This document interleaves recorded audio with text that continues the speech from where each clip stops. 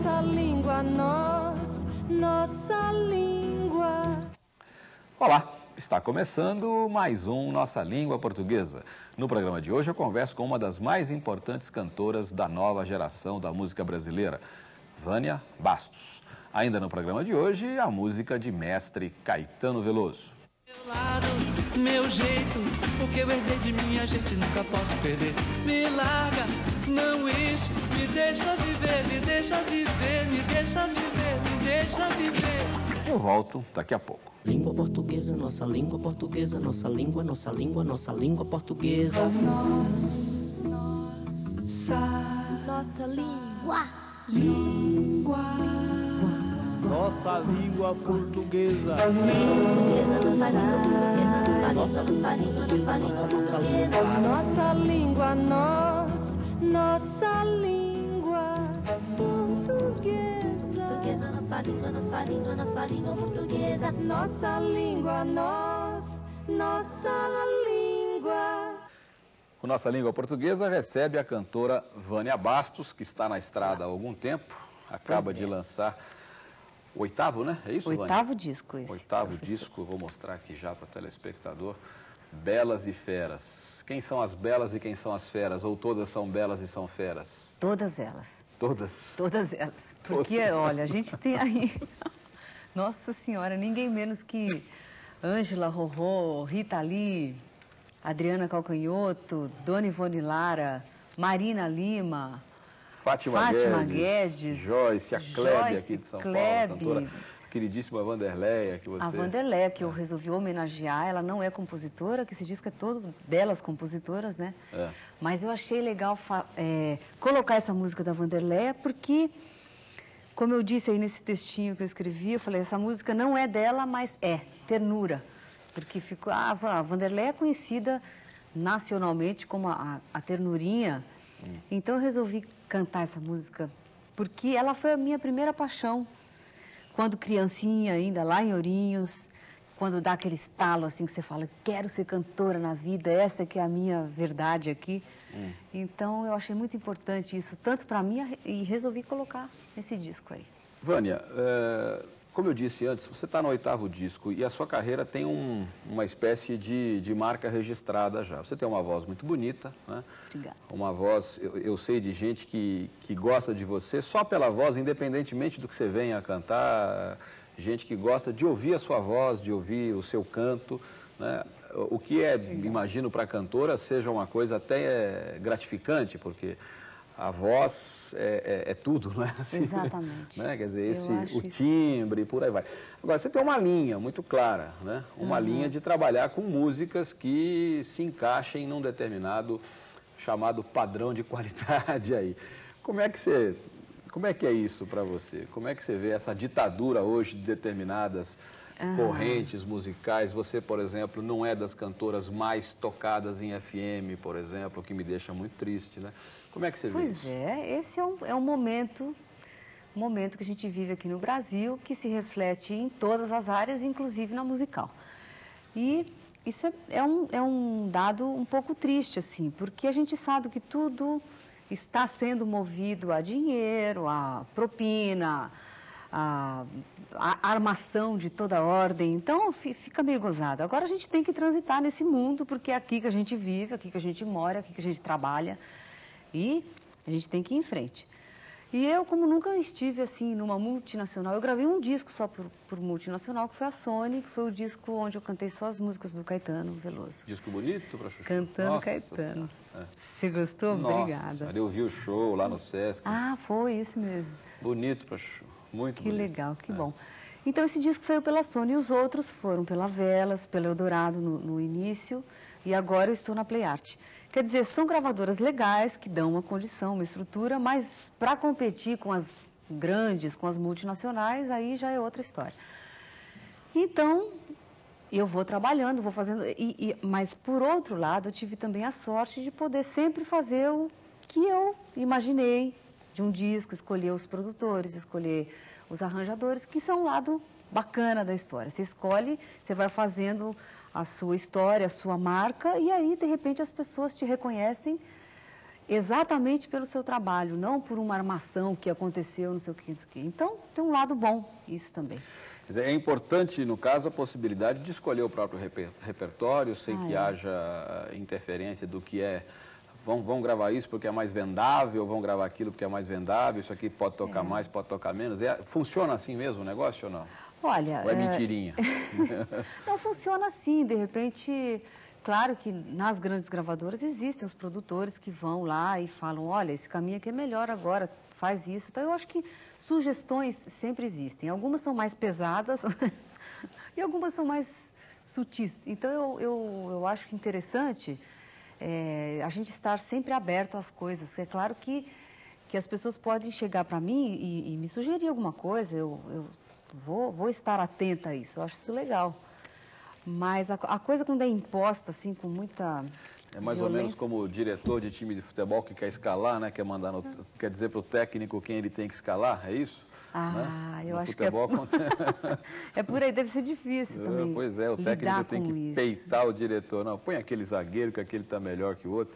Quer dizer, se alguém quiser moldar a sua voz a uma música que talvez não se encaixe ou a um ritmo que talvez não seja...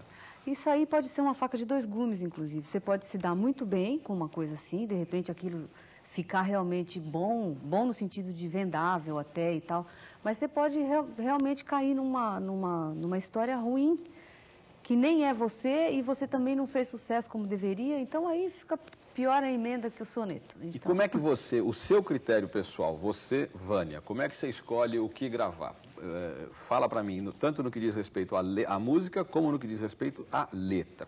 Ou você faz disso tudo uma coisa só? Como é que você trabalha essa história? É mais ou menos isso, disso tudo uma coisa só. E eu vou muito pela intuição, por uma coisa que eu sinta, assim, que se fala, ai meu Deus do céu, essa aqui eu quero cantar, eu faço questão. Aí eu vou experimentar também. Porque tem música que você gosta muito, de repente você vai cantar e falar, parece que não ficou muito bem na minha voz. E tem música que é o contrário, que você nunca reparou, de repente você começa a cantar e fala, nossa, deu uma coisa, que descobri um negócio nessa música. Então é gostoso. Eu acho que essa alquimia do descobrir o que cantar, e aí você percorre um caminho até você chegar realmente num palco e cantar essa música, ou no estúdio de gravação, isso é um caminho delicioso, sabe? De descoberta, assim, de uma coisa que você vai realizar. Agora, me diga uma coisa, depois do advento do cantautore italiano, né? Que é o autor-cantor, né? Para quem é só cantor, ou seja, para quem não é também compositor, a vida ficou um pouco mais difícil, porque antigamente os compositores faziam música e entregavam para os cantores, né, que iam gravar os discos com aquelas canções. Depois que os próprios compositores passaram a gravar, ou que isso aumentou pelo menos, ficou um pouco mais difícil. Aí surgiram os discos temáticos, né? Então, não sei quem canta não sei quem, Vânia Bastos canta Caetano Veloso e por aí vai. Você acha que hoje em dia essa estrada não tem mais volta? Ou seja, todo disco de cantor mesmo, vai ter que ser sempre assim, temático? Pegar a coisa que já foi gravada, ou pegar só um autor, ou pegar um determinado tema. Como é que é essa história hoje? Ixi, esse é um bom assunto, viu? Para um tempão de programa, porque... eu acho que o cantor, para ele lançar várias músicas inéditas, por exemplo, agora eu vou gravar um disco só de músicas inéditas. De repente, se ele não tiver um esquema muito bom por trás para essas músicas inéditas realmente estarem na televisão, no rádio e em todos os lugares, de repente... Novela. Fica um caminho um pouco mais estreito, ou bastante mais estreito, para ele seguir. Quer dizer, ele vai ter que enfrentar essa multidão de coisas com músicas inéditas. Enquanto que se ele grava alguma coisa já conhecida ou pouco conhecida, não sei o quê, ele tem um trunfo a mais para se instalar, para se... sei lá, para entrar nesse mercado existente aí. Mas sei lá, de repente pode mesclar. Eu acho que não existe nada fatal, assim. O cantor hoje não pode mais fazer. Eu acho que não é por aí também. São caminhos, né? São caminhos que... sei lá, mas atualmente o caminho é esse, pelo jeito. Quer dizer, atualmente, de um tempo para cá, o caminho é esse. De um tempo para cá, é por causa disso mesmo. Se você não tiver um um mínimo esquema armado, vai ficando cada vez mais complicado essa história de lançar músicas inéditas. Você já está pensando no próximo, por exemplo? Já está atormentada por isso ou não? Não, ainda não. Ainda não? Ainda não. Eu tô aqui calma ainda, fazendo o lançamento desse aí, que pra mim ainda tá tudo meio novinho, assim. Tá fresco tá fresquinho. na cuca. Então, não tô pensando ainda não. Que música sua que já entrou em novela? Olha, uma do Que Tom você Jobim, tenha gravado, né? Claro. do Jobim com o Vinícius, chamada Canta, Canta Mais. Uma música do Você lembraria um Tafito, pedacinho pra gente aqui agora, a Canta Palo Mais? Seco ou não? Ah, sim. Canta, canta, sente a beleza. Canta, canta, esquece a tristeza. Canta, canta, sente a beleza. Canta. E vai embora. A voz dela é um instrumento, né? Tá vendo? Isso entrou em que novela? Na Éramos 6 do SBT. Ah, Éramos 6 do SBT. E que Essa mais? música foi muito legal, que tocava quase que diariamente, assim. Então eu fui fazendo shows pelo Brasil e vendo como retumba mesmo essa história. Porque chegava em teatros, eu me lembro tão bem do Teatro Vila Lobos, lá de Brasília. Ele é grande, 1.200 lugares. Aquilo estava lotado de gente cantando, assim, parecia um estádio de futebol. Cantando essa música com vocalizes e tudo mais. Eu falava, nossa, gente, o que está acontecendo? Explica para o telespectador o que é vocalize. Essa coisa.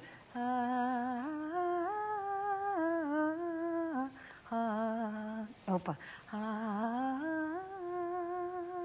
Sabe, essa coisa assim que seria quase que um estudo de canto, uma coisa assim de aula de técnica vocal, que de repente essa música existe, tem muito disso. Esse que eu fiz aqui não saiu muito bom não, viu, gente? Mas na bucha, né, também? Não, mas eu devia ter perguntado mais alto.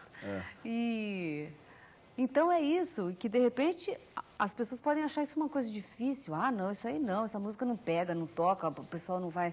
Isso não é verdade. Isso é um fato real que uma prova, né, de que é só colocar para escutar que as pessoas vão ouvir, vão se acostumar com aquilo. De novo a gente diz aqui, há espaço para tudo, né? Exatamente. Abaixa a ditadura, pelo amor de Deus, né?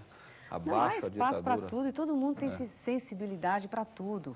Então precisa ser mostrado, é só uma questão de mostrar um pouco mais. Essa ditadura da mídia realmente é uma coisa um horror isso cruel, aí, né? eu acho, com a humanidade contemporânea, que é mesmo. Essa idiotice de achar que o povo só quer porcaria, então vamos dar porcaria ao povo. Isso é um horror, bobagem. né? Isso é um horror, porque a gente Eu perde... espero que isso mude, né? Eu não sei como vai mudar Vamos isso. Tem bater hora aqui que dá um 50 mil branco. vezes. Né? Você estudou canto? Eu estudei um pouco com 3 professoras, assim, durante um curto tempo com cada uma delas. Mas foi legal porque eu descobri essa coisa da voz, como usar a voz, que eu tenho voz aguda, que eu poderia cantar vozes de sopranos e tal. Porque nos corais onde eu cantei, eu fazia voz de contralto e ficava assim olhando as sopranos cantarem, achando a coisa mais linda. Você consegue fazer agora aqui um pouquinho? Vai pedir demais, vamos ver.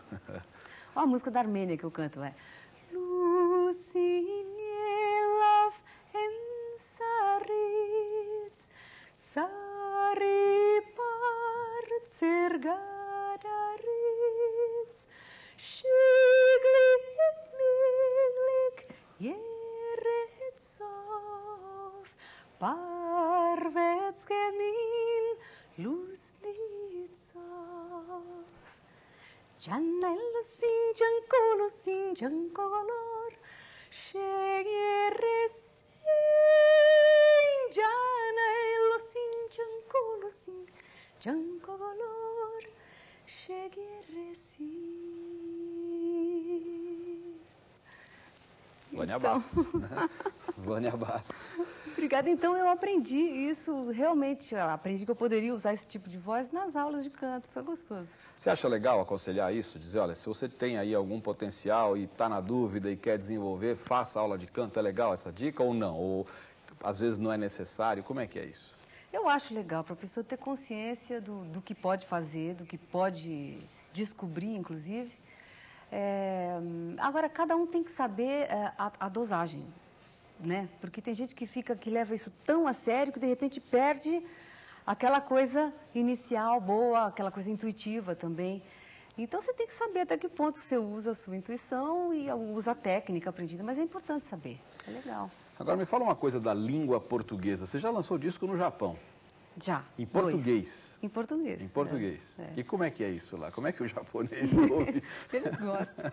É? Eles gostam. Eles você querem sabe saber o que quer dizer aquilo. Eles falam, é comum encontrar gente que fala inglês lá ou não é? Não, você sabe que eu não fui pra lá. Ah, você não foi pra lá? Não fui pra lá, só Ah. os discos que foram lançados Os lá. discos foram, você E não. eles vieram pra cá pra fazer matérias lá, foi uma coisa bem lançada lá. Ah, é? Sabe? E eles gostam muito da Paulista, diz que até hoje toca a Paulista muito na Tóquio FM. Ah. Eu tive uma historinha boa lá, agora só faltou a minha ida, que a gente tá planejando agora pro ano 2000, realmente ir para lá, porque muita gente que volta de lá fala, nossa, eu te ouço lá nas rádios, assim, uma coisa normal, sabe? Entra você cantando. Paulista é letra do Costa Neto, música do Godinho, é isso? Né? Exatamente. Que é uma maravilha. Você lembra pra gente um pedaço? Na Paulista os faróis já vão abrir e 1 milhão de estrelas prontas para invadir os jardins onde a gente aqueceu numa paixão manhãs frias de abril. Isso é uma maravilha, né? Nossa Que Senhora. legal. Muito Obrigada. bom, muito bom, muito bom. Vânia, vamos mostrar de novo o seu disco aqui. Agora eu já tirei aqui do estojinho, né? Belas e Feras, né? Com mulheres poderosíssimas. Poderosíssimas. A Baby do Brasil também, gente, tá aí. Você falou em poderosíssima. Pois é, muito legal. Tomara que... você já teve assim alguma experiência de mexer em letra de música porque achou que alguma coisa não estava com português direito ou não? Você se aventura a fazer isso ou não? Não, eu nunca fiz isso não. Eu acho, inclusive, que se a música já existe, está aí, é porque alguma coisa... Se de repente o compositor, o letrista não acertou alguma coisa, vai ver que foi de propósito. Né? Porque isso existe, essa licença toda. Claro. Então, eu não vou mexer, não. Ó, gente, eu que faço a minha. Claro, Não é? claro, legal. Vânia, ótimo, muito legal. Obrigado por ter... sinceramente, nada tinha sido... Eu não disse a ela que ia pedir que cantasse. Se bem que talvez, não sei se você imaginava que eu fosse pedir ou não. Não imaginava. Foi, portanto, sacanagem minha aqui, mas uma sacanagem muito bem sucedida. Obrigada, né? só falhei um pouquinho aquela hora ali, mas depois eu consegui. E você, obviamente, está pelo Brasil todo mostrando o disco e quando a Vânia estiver aí na sua cidade... Vá, porque você vai ver um espetáculo muito bonito. Oh, que bom. Vânia, muito obrigado a você pela presença. Obrigada Sucesso a você. sempre. Para você continue também. Nesse, Obrigada, um beijo para todo mundo, tá? Nossa Língua Portuguesa vai para um pequeno intervalo. Daqui a pouquinho a gente... Você já viu e ouviu aqui no Nossa Língua Portuguesa Caetano Veloso cantando a canção Não Enche. Uma bela canção escrita em português coloquial. Caetano domina todos os códigos e, como tal, sabe muitíssimo bem também usar o código coloquial quando é o caso. E é o caso dessa letra. Já comentei alguns aspectos. Você vai ouvir agora um outro trecho da canção para que eu comente outro aspecto da letra. Vamos lá. Arpia, aranha, sabedoria de rapina e de enredar. Pirua, piranha, minha energia que mantém você suspensa no ar. Pra rua, se manda, sai do meu sangue, sanguessuga que só sabe sugar.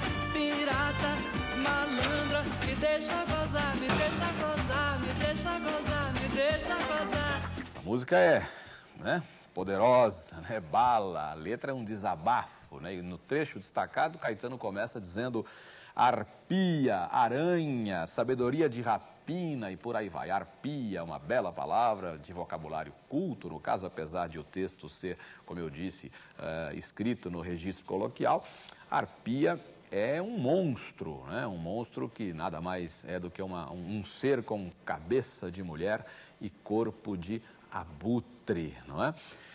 Na letra, o Caetano usa a palavra sanguessuga, palavra composta, formada pela soma óbvia de sangue e de suga, não é? Sanguessuga. Como é que você escreveria sanguessuga? Com hífen, sangue, hífen, suga, ou numa tacada só? Se for numa tacada só, o S tem que ser dobrado, não é isso? E é isso mesmo, sanguessuga, numa tacada só, com 2 S's, a palavra é composta. E é muito comum esse fenômeno, por exemplo, entre safra grave, com 2 S's, entre safra, né? Não se enrole, quase eu me enrolo aqui, entre safra. Na dúvida, é bom você consultar o dicionário e saber o seguinte, que a tendência e o vocabulário ortográfico da língua portuguesa registra isso, a tendência é sempre juntar palavras novas aí que formam compostos, videocassete, audiovisual, a tendência é juntar tudo. E quando é o caso de S ou de R, o que se faz é dobrar. No caso aí, sanguessuga, a palavra nem é tão moderna assim, muito pelo contrário, e é grafada com 2 S's. Sanguessuga. É isso. Nossa língua, nossa língua. A nossa seleção, o nosso time verde e amarelo, a seleção, a equipe, né, que representa o futebol brasileiro, nunca ouvi ninguém dizer a seleção de futebol brasileira ou a seleção de futebol brasileiro. Nunca ouvi ninguém dizer isso. As pessoas sempre dizem a seleção brasileira de futebol, por motivos óbvios. A seleção é brasileira e a seleção é de futebol. Na prioridade, né, na colocação dos elementos, o que acontece? Brasileira fica ao lado de seleção, ou seja, antes de futebol, no mínimo para que se evite o quê? Uma coisa esquisita. Se eu dissesse seleção de futebol brasileiro, no caso, eu teria o quê? Um futebol brasileiro e um outro futebol de um outro tipo. Não é esse o caso, né? Não se quer aí especificar o tipo de futebol e sim a seleção. Seleção brasileira de futebol. Parece claro isso? Parece, e é. Mas não ficou tão claro assim para o Código de Trânsito, que foi adotado no Brasil há algum tempo, o novo Código de Trânsito, né? Esse código é chamado de Código de Trânsito Brasileiro. Código de Trânsito Brasileiro. Sabemos que o trânsito no Brasil, de fato, é caótico, é uma coisa à parte. O trânsito brasileiro é o trânsito brasileiro, em nenhum lugar do mundo talvez ele seja tão horroroso quanto aqui, mas em tese, em princípio, seria melhor dizer que o código é brasileiro e é de trânsito, ou seja, Código Brasileiro de Trânsito e não Código de Trânsito Brasileiro. Do contrário, o que se faz é estabelecer um trânsito brasileiro, quando na verdade o que se quer dizer é que o código é brasileiro. Código Brasileiro de Trânsito e não Código de Trânsito Brasileiro. Evite isso quando você usar duas expressões ligadas ao mesmo substantivo. Código substantivo, brasileiro adjetivo e de trânsito de preposição, locução adjetiva, no caso de trânsito. Coloque na ordem que evite a ambiguidade. Por falar nisso, eu citaria uma coisa aqui da nossa querida TV Cultura. Já citei, né, aqui na nossa língua portuguesa. Durante um tempo, a TV Cultura transmitiu o campeonato de futebol japonês. Com isso, nós tínhamos a ilusão de que o futebol que se joga no Japão tem regras distintas e aspectos distintos, quando não é nada disso. Na verdade, a televisão depois acabou até corrigindo e deixou de transmitir o campeonato de futebol japonês para passar a transmitir o verdadeiro campeonato japonês de futebol. São confusões que acontecem e você pode muito bem evitá-las. É só trabalhar com a ordem mais clara, com a ordem que evite a indesejada e indesejável ambiguidade. É isso. Nossa língua, nossa língua. E eu tenho aqui uma mensagem eletrônica, um e-mail enviado por Márcio Rocha. Márcio Rocha foi meu aluno em 1982 aqui em São Paulo, no Etapa, em São Paulo. O Márcio diz o seguinte: eu tenho uma dúvida em relação à grafia da expressão tem a ver, tem a ver. E aí ele faz uma série de considerações aqui. Em suma, uma coisa não tem nada a ver com a outra. Como é que é essa história? Não tem nada a ver, não tem nada a ver. Os puristas preferem a palavra que, não tem nada que ver. Não tem nada que ver. Há quem admita, isso está na língua, é da língua, isso ocorre no padrão culto também, em vez de que há. Não tem nada a ver. Verbo ver e não verbo haver. O que você pergunta aqui, ô Márcio, se você me deve R$15, eu tenho a ver com você R$15? Os dicionários Caldas Aulete, Aurélio Buarque de Holanda, o Michaelis. Esses dicionários não registram para o verbo haver esse sentido de receber dinheiro, receber alguma coisa. Há o sentido de receber, mas como de obter. Há até um caso clássico do Castro Alves: donde houveste, ó pélago revolto, esse rugido teu, donde houveste, donde tiraste, donde obtiveste, donde conseguiste, né? Um receber aí meio diferente no caso, né? Mas não com esse sentido de dinheiro aqui. Apesar de ser um pouco usado na linguagem comercial também, tem a haver, mas os dicionários não registram, não dão apoio a essa forma, a esse sentido. Então, na expressão que se usa no dia a dia, Márcio, de qualquer maneira, isso não tem nada a ver com aquilo, não tem nada a ver com isso, você não tem nada a ver com a história, não tem nada a ver. Verbo ver e não verbo haver. Certo, Márcio? É isso. Portuguesa, nossa língua portuguesa, nossa língua, nossa língua, nossa língua portuguesa. Nossa língua. Nossa língua portuguesa. Nossa língua, nossa língua portuguesa. Nossa língua